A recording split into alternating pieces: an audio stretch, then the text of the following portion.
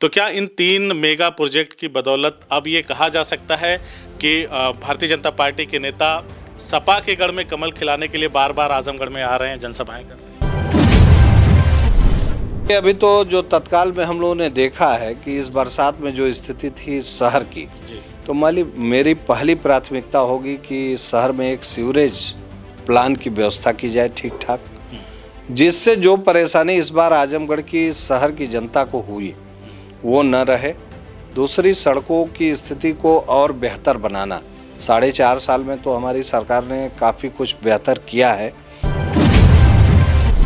मैं आपको बताना चाहूँगा कि जब 2017 में भारतीय जनता पार्टी उत्तर प्रदेश में चुनाव में उतरी थी तो उसने नारा दिया था, यही हमारे केशव प्रसाद मौर्य जी उत्तर प्रदेश के अध्यक्ष थे, +274 ये उनका नारा था। लेकिन उत्तर प्रदेश की जनता ने हमारे केंद्र सरकार की कामों को देखकर प्रचंड बहुमत, और 2012 से 2017 तक जो समाजवादी पार्टी की सरकार थी, जो गुंडा राज था, उससे त्रस्त हो गई थी जनता।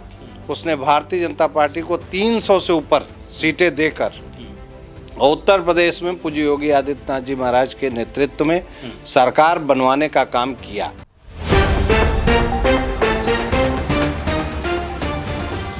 नमस्कार, आदाब। मेरा नाम वसीम है और इस वक्त आजमगढ़ जिले में मौजूद हूं। मेरे साथ में मौजूद हैं भारतीय जनता पार्टी के ज़मीनी नेता, कद्दावर नेता हैं और जनता में लोकप्रिय हैं, अखिलेश मिश्रा गुड्डू जी मेरे साथ हैं। उनसे हम लोग बातचीत करेंगे, उनकी सदर विधानसभा को लेकर के उनकी जो तैयारियां हैं उस पर भी हम लोग बातचीत करेंगे। लेकिन सबसे जो महत्वपूर्ण मुद्दा है, जो भारतीय जनता पार्टी की तरफ से दावा किया जा रहा है, उस पर हम इनसे सीधा सवाल लेंगे, उस पर पूछेंगे कि आखिर ऐसी क्या वजह है जिसकी वजह से भारतीय जनता पार्टी एक बार फिर दावा ठोक रही है कि इस बार 300 पार, जबकि वहीं जो मुख्य विपक्षी दल हैं, अखिलेश यादव हैं, सपा सुप्रीमो, लगातार दावा कर रहे हैं कि इस बार जनता भारतीय जनता पार्टी को नकार देगी और समाजवादी पार्टी की सरकार बनेगी। तो सबसे पहले सवाल लेने से पहले आपका स्वागत है। धन्यवाद वसीम जी। आप मुझे ये बताएं सर कि इस बार भाजपा कह रही है कि 300 पार, यानी कि फिर हम बहुमत में आएंगे, सत्ता में आएंगे, वापस आएंगे और भारतीय जनता पार्टी की सरकार बनेगी। वहीं विपक्ष दावा कर रहा है कि इस बार भारतीय जनता पार्टी को लेकर जनता में आक्रोश है, जनता इस बार भारतीय जनता पार्टी को सत्ता नहीं सौंपने जा रही है। तो इस पर क्या कहना है? आखिर कौन सा वो कॉन्फिडेंस है जिसकी बदौलत आपके तमाम जो शीर्ष स्तर के नेता हैं दावा कर रहे हैं? देखिए, जो विरोधी हैं वो 2014 में भी कह रहे थे कि भारतीय जनता पार्टी केंद्र में सत्ता में नहीं आ रही। 2017 में भी उन्होंने कहा कि अब तो बीजेपी की स्थिति और भी खराब है, उत्तर प्रदेश में किसी भी स्थिति में सरकार नहीं बननी है। फिर वही 2019 में भी केंद्र सरकार को लेके कि उत्तर प्रदेश सरकार प्लस केंद्र की सरकार का जो भी एंटी इनकम्बेंसी है उसके नाते बीजेपी की सरकार नहीं बन रही है, ऐसा वो बार बार कहते चले आ रहे हैं तमाम सभाओं। हाँ बिल्कुल। मैं आपको बताना चाहूँगा कि जब 2017 में भारतीय जनता पार्टी उत्तर प्रदेश में चुनाव में उतरी थी तो उसने नारा दिया था, यही हमारे केशव प्रसाद मौर्य जी उत्तर प्रदेश के अध्यक्ष थे, +274 ये उनका नारा था। लेकिन उत्तर प्रदेश की जनता ने हमारे केंद्र सरकार की कामों को देखकर प्रचंड बहुमत, और 2012 से 2017 तक जो समाजवादी पार्टी की सरकार थी, जो गुंडा राज था, उससे त्रस्त हो गई थी जनता।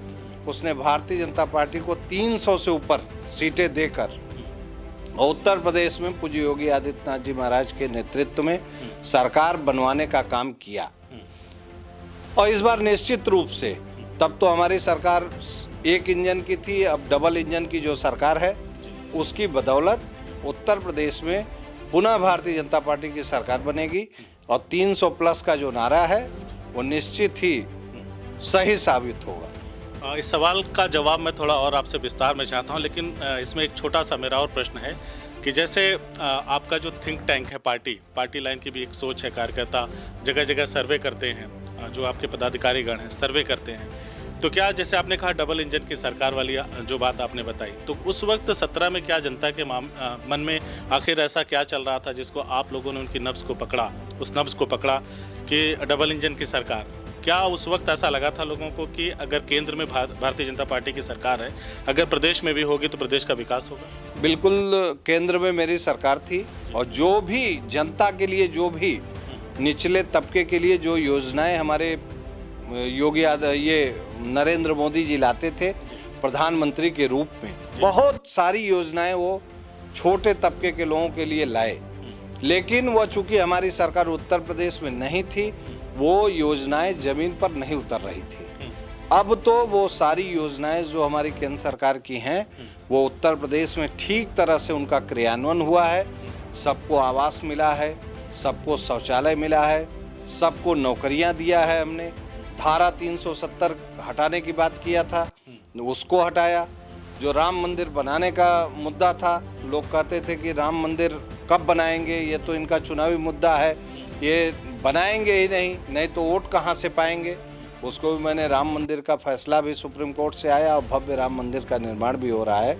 इस तरह के जो कार्य हैं उनकी बदौलत पुनः उत्तर प्रदेश में भारतीय जनता पार्टी सरकार की वापसी होगी। Double engine. हाँ बिल्कुल, डबल इंजन अभी चलता रहेगा।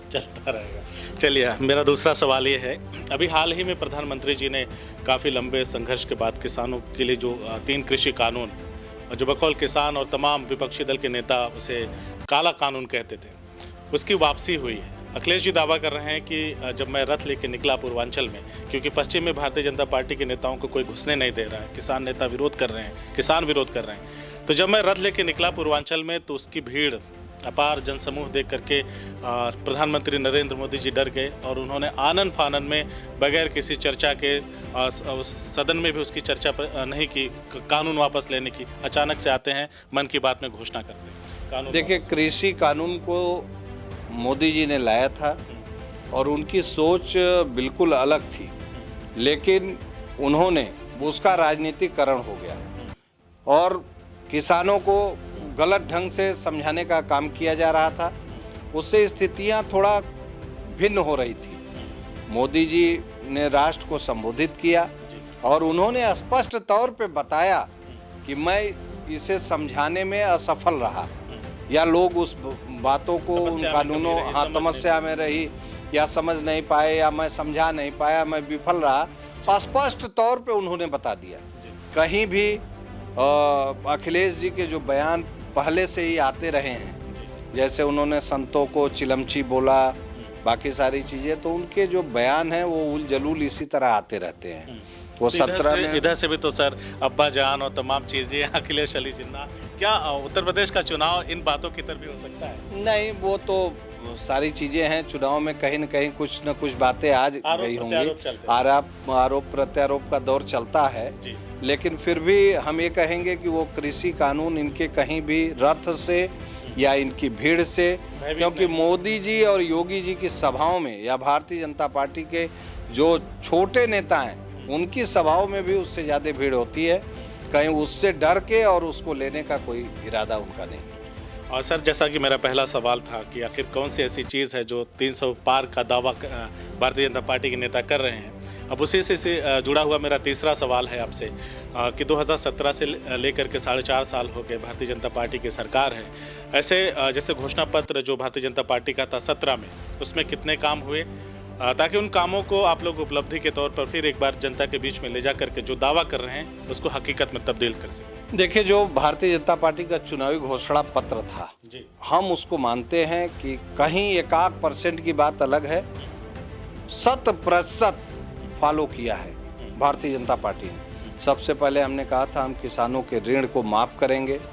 जितनी 36,000 करोड़ की जो इतनी बड़ी ऋण माफ़ी हुई, उतनी बड़ी ऋण माफ़ी कभी नहीं हुई थी। किसानों के लिए 2,000 रुपये तिमाही देने का काम भारतीय जनता पार्टी, किसान सम्मान निधि देने का काम किया। हमने कहा था कि हर गरीब को छत देंगे, उनको मकान देंगे। जितना आवास पूर्ववर्ती जितनी भी सरकारें रही, सारे का समय जोड़ दिया जाए तो हमने 4.5 वर्ष में उतना दिया है। हम आजमगढ़ में बैठे हैं, आप आजमगढ़ का ही रिकॉर्ड उठा लीजिएगा कि जितना पेंशन, चाहे वृद्धा है, विधवा है, विकलांग है, या कोई भी पेंशन जितना 60 साल में नहीं मिला आजमगढ़ में गरीबों को, उतना भारतीय जनता पार्टी की सरकार ने 4.5 साल में देने का काम किया है। हमने आजमगढ़ में, मैं घोषणा पत्र की तो बात ही अलग है, आजमगढ़ की बात बताता हूं कि आजमगढ़ में भारतीय जनता पार्टी ने जो 3 बड़े काम जिनको लेकर आजमगढ़ में भारतीय जनता पार्टी किला पता करेगी इस बार, पूर्वांचल एक्सप्रेसवे, जिसको अखिलेश यादव जी कहते हैं, वो समाजवादी एक्सप्रेसवे है।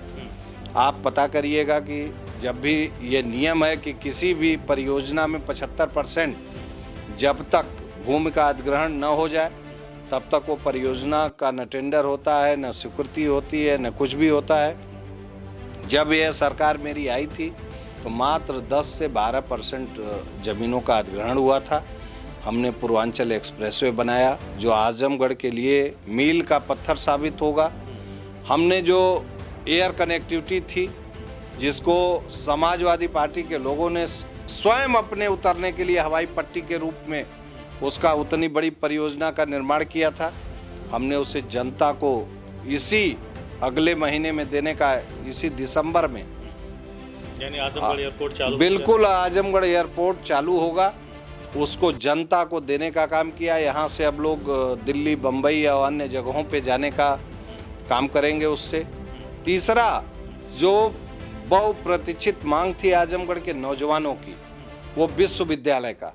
विश्वविद्यालय जब भी समाजवादी पार्टी की जो सरकार थी 12 से 17 में, और सदन में बहस हुई, उस समय तत्कालीन माध्यमिक शिक्षा मंत्री भी आपके जिले के ही अतरौलिया के पूर्व विधायक रहे और माध्यमिक शिक्षा मंत्री थे उस समय। विधान परिषद से सदस्य थे, आदरणीय बलराम यादव जी थे, और सदर विधानसभा के जो वर्तमान में विधायक हैं वो उस समय काबीना मंत्री के रूप में सदन में मौजूद थे, और भी मंत्री समाजवादी पार्टी के आजमगढ़ से थे। बहस में ये कहा गया कि आजमगढ़ में विश्वविद्यालय देने का कोई औचित्य नहीं है। हमारी सरकार बनी, आजमगढ़ के नौजवानों ने मांग किया, हम लोगों ने भी अपनी मांग को रखा। पूज्य योगी आदित्यनाथ जी ने एक राज्य विश्वविद्यालय नौजवानों को देने का काम किया। वो जमीनों के उसमें विवाद में कुछ उलझा रहा, वह भी समाप्त हो गया। 13 नवंबर को देश के गृह मंत्री ने उसका भी शिलान्यास कर दिया।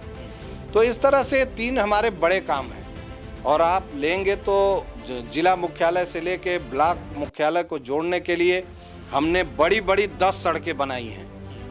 हमने उसका शिलान्यास किया, हमारी सरकार ने किया, और हम ही ने उसका उद्घाटन भी कर दिया। इस तरह से तमाम काम जो हैं, और जब समाजवादी पार्टी की सरकार 2017 में जा रही थी, 10 करोड़ की योजना पर 1 लाख रुपए टोकन मनी दिया उन्होंने।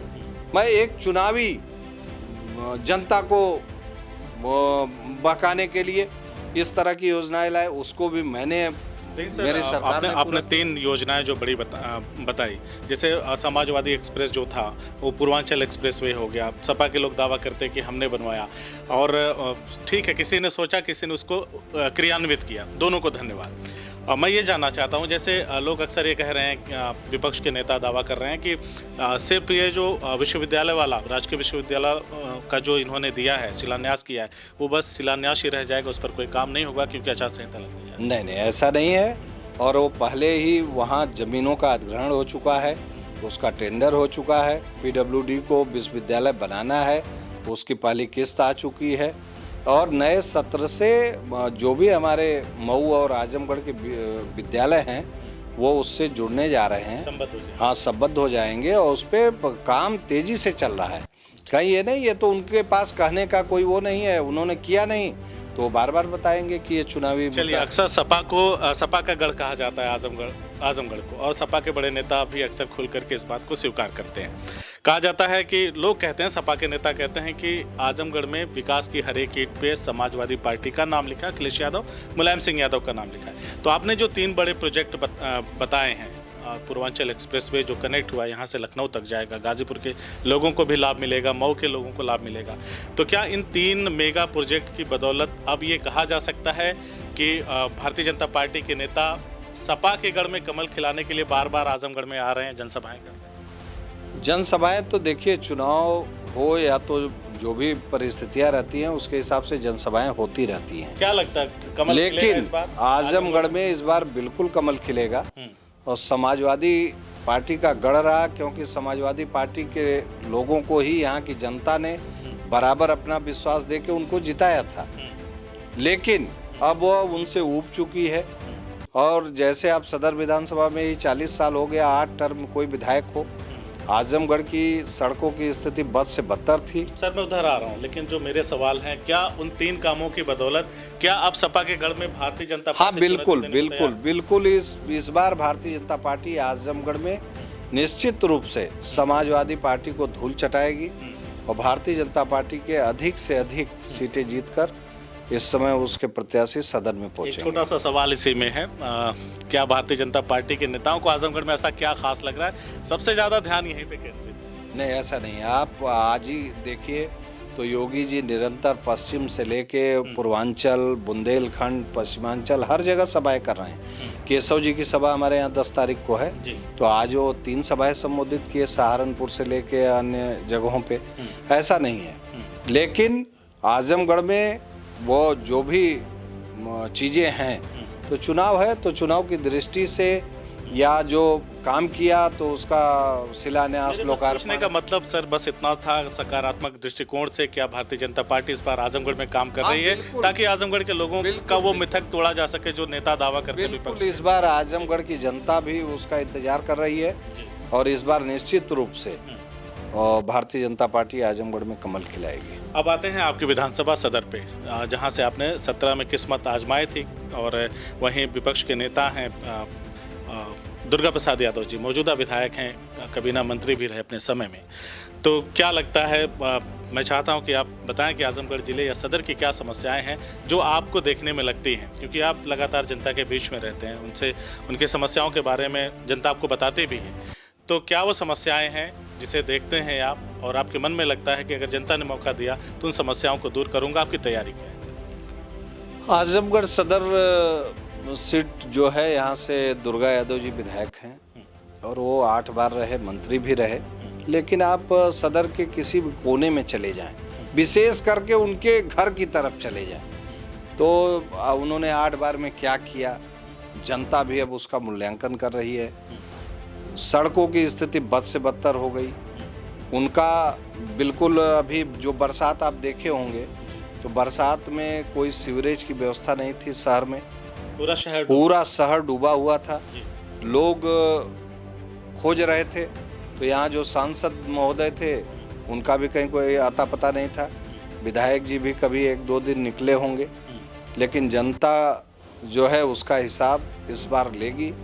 और हम तो ये कहते हैं कि यहाँ मुलायम सिंह जी सांसद रहे, अखिलेश यादव जी सांसद रहे, अगर उनके शिलापट्टों को छोड़ दिया जाए तो दुर्गा यादव जी कोई एक बड़ा काम बता दें कि जो उन्होंने 40 साल में सदर विधानसभा में किया है।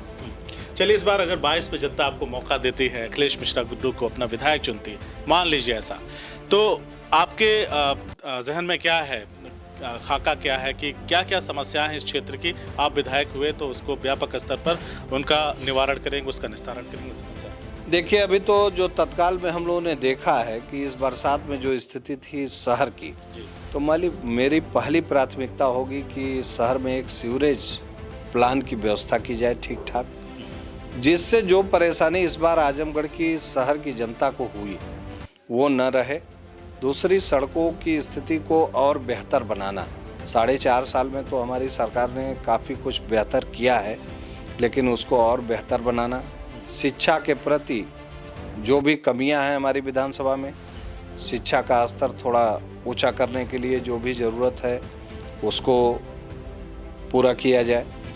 और चिकित्सा के क्षेत्र में भी यहाँ काम करने की ज़रूरत है। तो हम प्रयास करेंगे कि हमारी सरकार रहती है और मुझे यहाँ की जनता मौका देती है तो निश्चित रूप से इन क्षेत्रों में हम कोई बड़ी उपलब्धि के साथ आजमगढ़ की जनता की सेवा करने का काम करेंगे। जनता की जो मूलभूत आवश्यकताएं हैं, आपका सारा ध्यान उस पर, फोकस मेरा उसी पे। आखिरी सवाल मेरा है सर आपसे, 10 तारीख को उप मुख्यमंत्री केशव प्रसाद मौर्य जी आ रहे हैं, 2 जनसभाएं प्रस्तावित हैं, उसको लेकर के क्या तैयारियां हैं और कितना फर्क पड़ेगा उनकी इस जनसभा से? मुबारकपुर में, क्योंकि वहाँ से अभी तक भाजपा का कोई विधायक नहीं निकला, वहाँ भी जनसभा की उम्मीद। आजमगढ़ विधानसभा और मुबारकपुर विधानसभा दोनों की एक ही जगह सभा होनी है। अच्छा। ये रानीसराय क्षेत्र में पूर्वांचल पीजी कॉलेज के मैदान में सभा होगी जी। और आदरणीय केशव जी बहुत ही लोकप्रिय उप मुख्यमंत्री हैं, हमारे लोक निर्माण मंत्री हैं, और उनका जनता के साथ सहज और सरल रूप में मिलना जुलना और बाकी सारी चीज़ें जब भी कोई बात हम लोग उनके पास ले जाते हैं तो उसको बहुत ही तन्मयता के साथ वो पूरा करने का काम करते हैं।